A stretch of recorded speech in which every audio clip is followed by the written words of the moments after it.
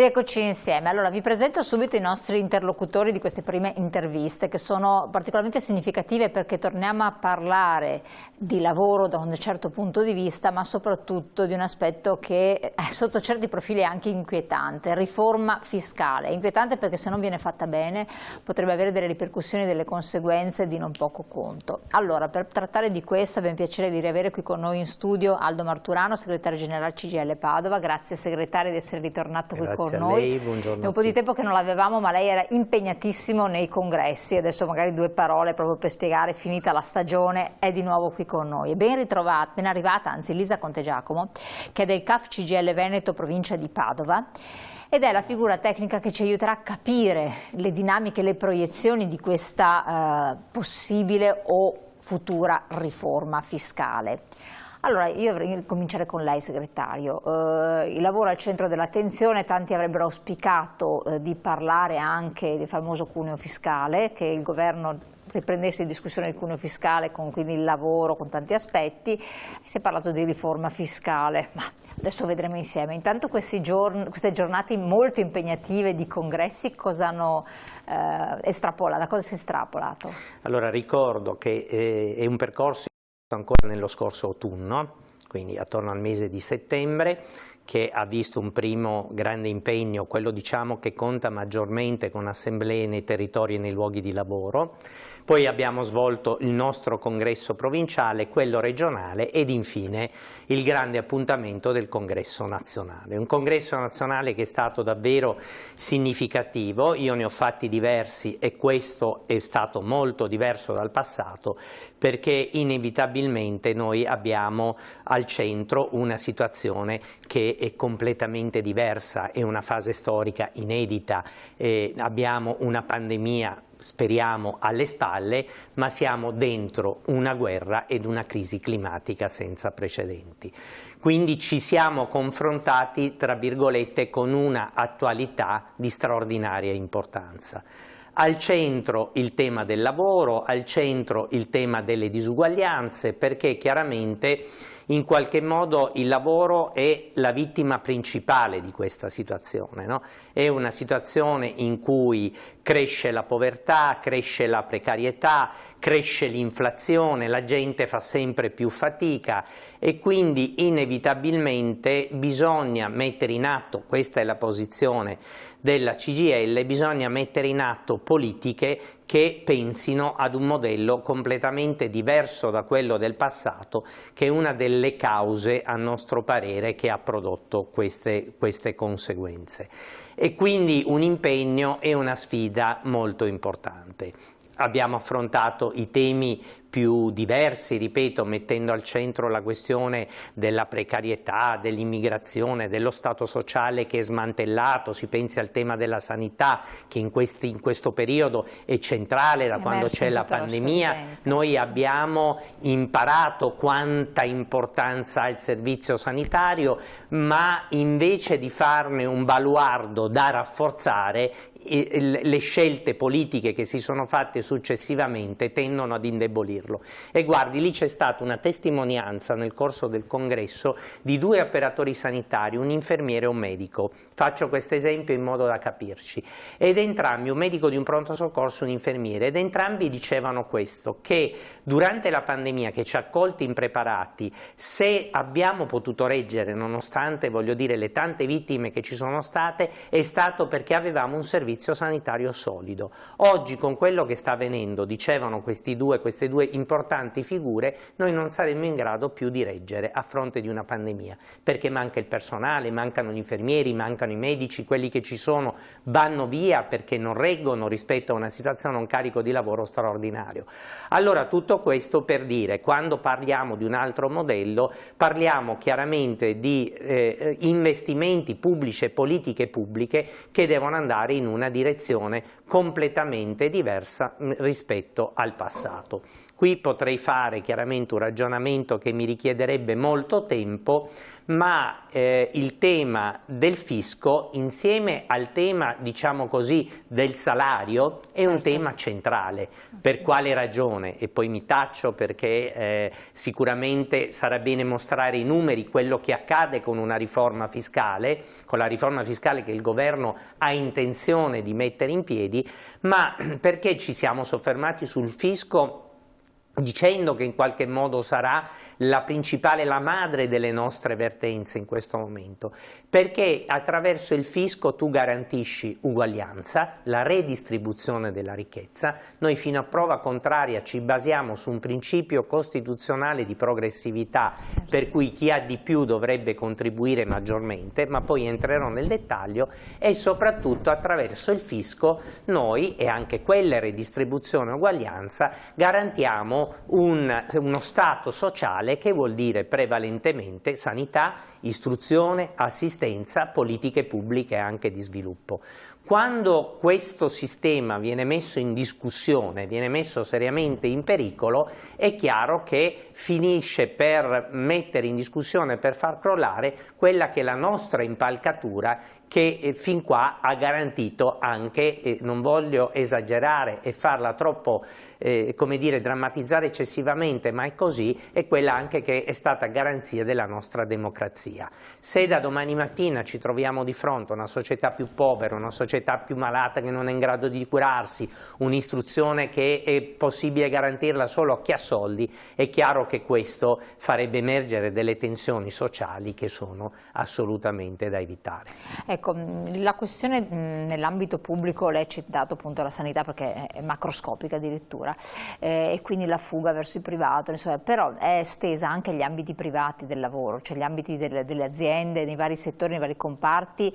Ben si nota, per parlare adesso del periodo del settore turistico, dove mancano veramente migliaia e migliaia, 250.000 figure professionali, ma poi in qualsiasi settore aziendale eccetera, e si riscontra, lei parla di tensioni sociali, un'insofferenza di fondo da parte delle persone per una retribuzione che non consente più, più passa il tempo, di una vita dignitosa e decorosa veramente per tantissimi, e molti ritengono che anche qualsivoglia riforma fiscale si possa fare non possa essere mai sufficiente per riuscire a compensare un'inflazione galoppante, tassi di interesse che sono cresciuti, quindi i mutui, le persone che hanno i mutui, insomma un costo della vita che diventa esorbitante sotto tutti i profili.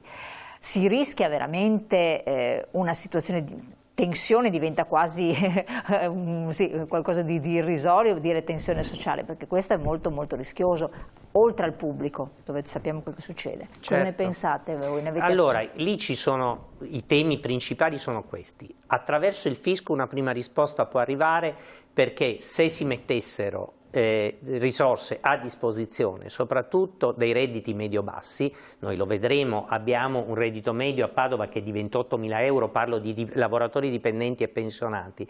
A livello nazionale si dice che oltre l'80, credo l'87% abbia un reddito attorno ai 30, che non supera i 35.000 euro, partendo dai redditi più bassi.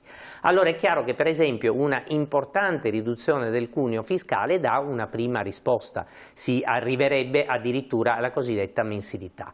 L'altro tema che noi abbiamo è quello dei bassi salari. Siamo il paese europeo che non è cresciuto, ha diminuito del 3% il valore delle proprie retribuzioni contro la Francia e la Germania, che invece sono cresciute del 30%.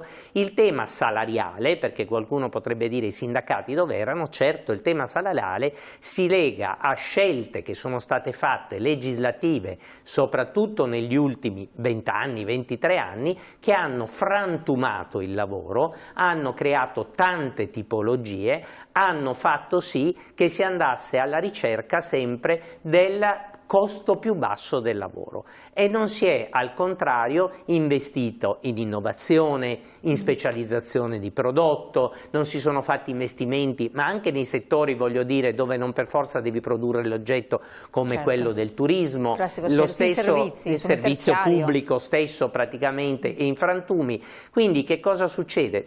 Perché cito il servizio pubblico? Perché il servizio pubblico in realtà è una delle realtà piena di precariato, no? E quindi di queste tipologie tecnologie che abbassano il costo del lavoro, ma la stessa cosa potremmo vederla nella manifattura, nel terziario, ed è chiaro che questa competizione a ribasso ci ha impoveriti tutti.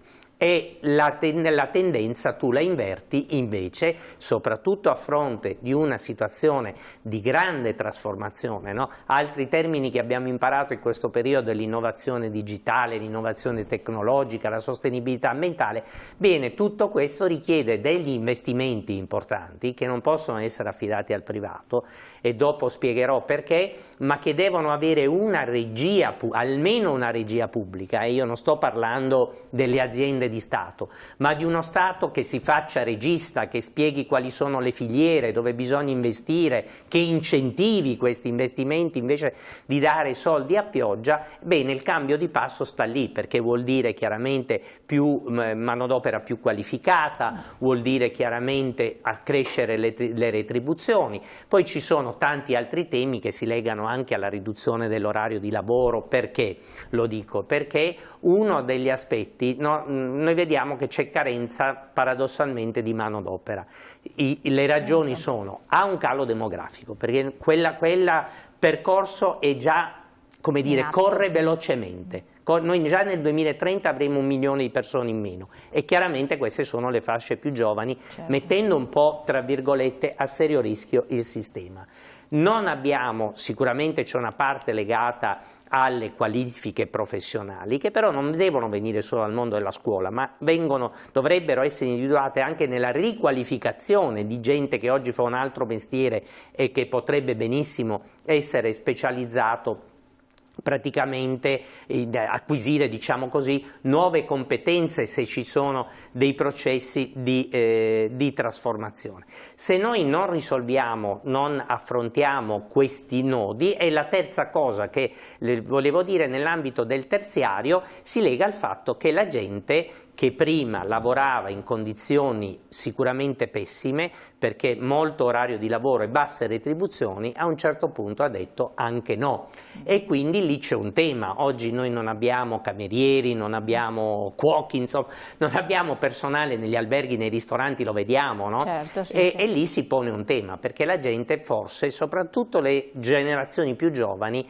iniziano a mettere le mani davanti e a dire non a queste condizioni, certo, e che è un tema, sono temi sindacali questi. Infatti sono temi sindacali. Allora, certo, mi sa che stavolta non abbiamo il tempo di affrontarli, però ci terrei che li affrontassimo, certo, perché secondo me sono di estrema importanza e attualità. Passo però la parola a lei, Lisa Contegiacomo del CAF, perché voi avete fatto delle proiezioni, delle considerazioni, delle valutazioni che poi meritano delle osservazioni anche di carattere politico, però partiamo con i dati, con numeri certi, perché è inutile parlare senza avere sotto mano quali sono le proiezioni di una riforma, di una possibile riforma fiscale. Quindi che cosa avete analizzato? Da dove partiamo? Da dove partiamo? Nel senso che noi arriviamo da una mini riforma fiscale approvata a fine 2021 che ha previsto di fatto già l'abbassamento da 5 a 4 aliquote come primo passo nei confronti appunto di quella che doveva essere una riforma più complessiva. Oggi le indiscrezioni parlano di 2 tipologie di ipotesi che dovrebbero, diciamo così, intervenire per andare alla riduzione di un ulteriore scaglione di aliquota all'interno della tassazione. Di fatto la prima prevede 3 aliquote dove il primo scaglione resterebbe a 15.000 euro con il 23%, il secondo andrebbe a comprendere dai 15 ai 50.000 euro di reddito e passerebbe al 27%, e poi l'ultima aliquota superiore ai 50.000 andrebbe al 43%. La seconda ipotesi, che è quella, diciamo, che da più tempo viene, diciamo così, ipotizzata, è quella dei 23, 33, 43, le 3 aliquote. I 3 scaglioni sarebbero fino ai 28.000 il primo scaglione, da 28 a 50 il secondo e superiore ai 50.000 euro il 43%. Ora, noi abbiamo voluto verificare quale fosse la fotografia dei, diciamo così, lavoratori, pensionati, lavoratrici che rappresentiamo, e si basa su una banca dati di 63.000 anagrafiche per quanto riguarda Padova. Tenga conto che comunque è stata anche poi verificata con tutta la partita del Veneto, quindi dove viene composta da più di 300.000 anagrafiche, e quindi di fatto quei dati sono confermati al nostro interno. Ora, che cos'è che ci siamo resi conto? La fotografia è questa: il 33% di pensionati e lavoratori sta al di sotto dei 15.000 euro di reddito lordo annui. Dai 15.000 ai 28.000 che starebbero all'interno, diciamo così, del primo scaglione reddituale, troviamo il 47% dei lavoratori. Sostanzialmente da 0 a 28.000 euro c'è l'80% di lavoratrici, lavoratori e pensionati della provincia di Padova. Superiore ai 28.000 euro c'è il 20% restante, tenuto conto che prima Aldo lo diceva, che noi troviamo l'85% dei lavoratori entro i 35.000 euro, quindi sostanzialmente il grosso noi lo pesiamo lì. Che, giusto per sempre, io cerco di tradurre sì, per chi ci ascolta, perché lei sorride perché già sa cosa le chiedo io. Allora, almeno lordo, un lordo mensile di quanto? Perché teniamo conto che poi c'è la 13ª, non dico il netto perché è difficilissimo farlo, ma a spanne di cosa stiamo parlando? Stiamo parlando di 1.000-1.200 euro netti al mese. Questa è la media veneta, sì. È tristissima come media, veramente, è molto molto bassa. Cioè, l'80% ritrovarsi all'interno del primo scaglione reddituale, cioè del nuovo primo scaglione che si andrà a individuare, sì. Ma perché lei ha parlato anche di pensionati? Perché non avrebbero allora, la flat tax in realtà è la tassazione del reddito di lavoro dipendente o comunque subordinato. Non c'è una tassazione diversa tra lavoratori e pensionati. Eventualmente quello che si va a, diciamo così, dove si va a intervenire è sulla no tax area relativa ad esempio ai redditi di pensione, che si pare, insomma, vorrebbero portarla a 8.500 euro. Però l'applicazione delle aliquote e le attribuzioni di scaglioni valgono per i pensionati e per i lavoratori, perché il regime fiscale che è alla fonte è lo stesso. Perché noi abbiamo tanti pensionati, sì. Quello è il fatto, per cui è un po' penalizzante questo aspetto qui. Quindi c'è questa diciamo, fascia che avrebbe quell'aliquota di quanto, ricordiamolo? Allora, praticamente... Poi se ci sono delle slide le chiami pure. Se noi andiamo a vedere la prima slide, ad esempio, la simulazione riguarda 3 fasce di aliquota, la prima fino a 15.000 euro per il 23%, la seconda va dai 15.000 ai 50.000 ed è il 27%, e la terza superiore ai 50.000 euro ed è il 43%. Allora questa manovra peserebbe 6 miliardi, ok?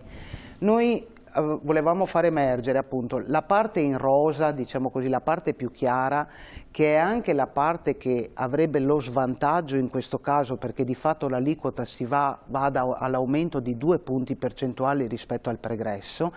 Quindi tutti i redditi da 15.000 a 28.000 andrebbero in una situazione peggiorativa rispetto a prima, ma ricordo che sono l'80% dei lavoratori e pensionati. Certo. Quindi tutta invece la fascia a partire dai 30.000 euro, che comincerebbe ad avere un vantaggio perché a quel punto le aliquote di riferimento sono inferiori rispetto al pregresso, hanno una costante in aumento fissa, nel senso 30.000 euro, parliamo di un lordo mensile di circa quanto? 1.400 euro. Quindi, e qui lei dice comunque c'è questa fascia che è molto più... E sarebbero poi più o meno i dipendenti degli enti pubblici, perché sappiamo che in questa fascia qua rientrerebbero molto grosso modo questi. Diciamo che sono i dipendenti di varie categorie su questi stipendi qua, perché se noi... Sì, certo, però comunque abbiamo un grosso blocco pubblici, da questo punto di vista. Ma per ricordare che ancora peggio del peggio, abbiamo i privati, le aziende che soffrono una mobilità pazzesca, dove comunque c'è un'insoddisfazione grande, che guarda caso sarebbero anche ulteriormente penalizzati. Cioè viene da sorridere. Vuole commentare questo primo step che abbiamo fatto, segretario? Assolutamente. Io lo faccio sorridendo perché guarda, non so cosa fare. Allora, il primo dato è questo, che i numeri di cui stiamo parlando riguardano praticamente chi paga prevalentemente le tasse. sono 36 milioni su 41 milioni di contribuenti sono lavoratori dipendenti e pensionati. Quindi le tasse sono prevalentemente a carico di queste categorie di persone, diciamo così, che noi rappresentiamo, ma il sistema fiscale poggia esattamente su questo pilastro. Chiaro. Ma sono esattamente le persone, lo abbiamo visto, più svantaggiate, sì. Ed è questo il paradosso. Nell'ipotesi che abbiamo visto, la prima del 27, addirittura si perde, sono 200 euro di perdita, mentre chi ha 40.000 euro di reddito ci guadagna 700 euro, dai 49.000 in su addirittura il guadagno è di 1.500 euro. Quindi una riforma del genere che riduce le aliquote è una riforma inevitabilmente che produce un'ingiustizia dilagante. Il sistema progressivo richiede invece più aliquote. Pensi che negli anni 70 le aliquote erano 32 e la più alta era del 72%. Anche su questo, perché se no sfatiamo, se uno tra virgolette non ha competenze, dice ma come 72% vuol dire che vai a prendere tutto anche se quello è ricco? No, perché le tasse anche il ricco le paga sui vari scaglioni praticamente, cioè anche lui fino a 15.000 euro pagherà il 23% e così via, per cui è l'ultimo range, diciamo così, nella parte più alta che si applica quella aliquota che dicevo. Tuttora è così? Sì, è tuttora è così. Chiaramente il sistema progressivo, più riduci le aliquote più ingiustizia hai, e quindi questo è un aspetto importantissimo. Quindi di cui si dobbiamo semplifica, però si crea una esatto. situazione. Dopodiché l'obiettivo dichiarato del governo, io c'ero e quindi l'ho sentito dalla viva voce della Presidente del Consiglio, sappiamo che ha fatto molto rumore la notizia della partecipazione al congresso della CGIL, e la Presidente del Consiglio ha spiegato la riforma e l'obiettivo è quello di arrivare alla flat tax, la tassa piatta, cioè vuol dire un'unica aliquota. Ora, voglio dire, non bisogna essere dei matematici e dei contabili per comprendere che il 15% applicato a un reddito di 15.000 euro, 16.000 euro, non è il 15% di chi ha un reddito di 100.000 euro. Il divario chiaramente è enorme. Solamente che, ripeto, chi è in una condizione di maggiore agiatezza avrà sempre più risparmio. Chi è in una condizione di difficoltà, se seguivo la sua esclamazione prima del dire 1.200 euro lordi, ecco, su quelle persone con questo sistema c'è un maggiore accanimento.